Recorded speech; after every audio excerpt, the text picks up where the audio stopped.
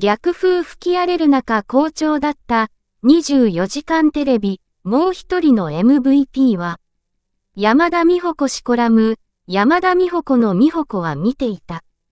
8月31日から9月1日に放送された24時間テレビ47、日本テレビ系が視聴率、募金額ともに好調だったことが局内外で話題になっている。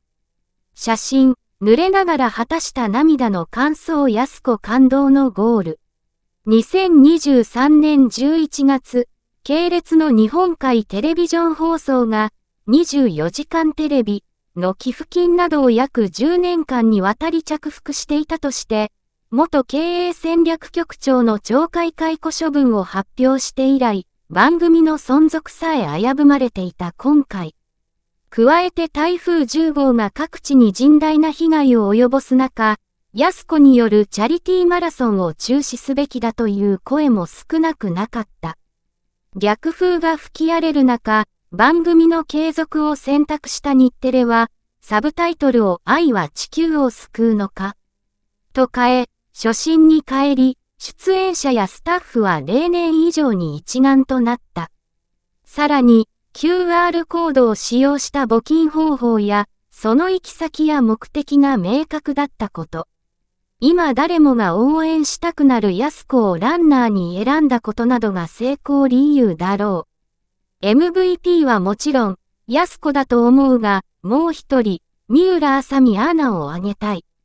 6月、自身が MC を務める ZIP で寄付金着服について謝罪した彼女。24時間テレビの顔として局を代表し頭を下げたのである。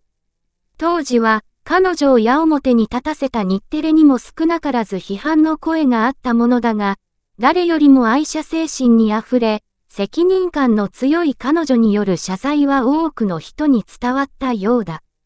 もともと、スタッフや共演者をリスペクトし、目配りも気配りも完璧。理想の上司ランキング、明治安田生命調べ、で首位記録8連覇を誇ることでもわかるように、あれだけ忙しいのに後輩の相談に乗ったり、水戸会なる食事会を仕切ったりするリーダーシップに溢れる人でもある。アナウンサーという枠ギリギリのところで自分をさらけ出し、視聴者の声にも誠心誠意、向き合ってきた水戸ちゃん。彼女の思いとスキルは、今回の24時間でも随所に発揮されたものだ。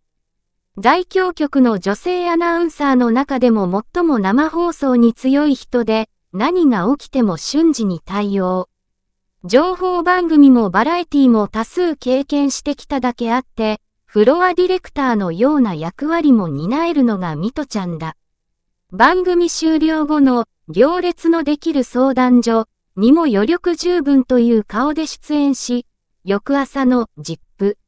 も休まなかった三浦あさみアナ。ものすごいアナウンサーだ。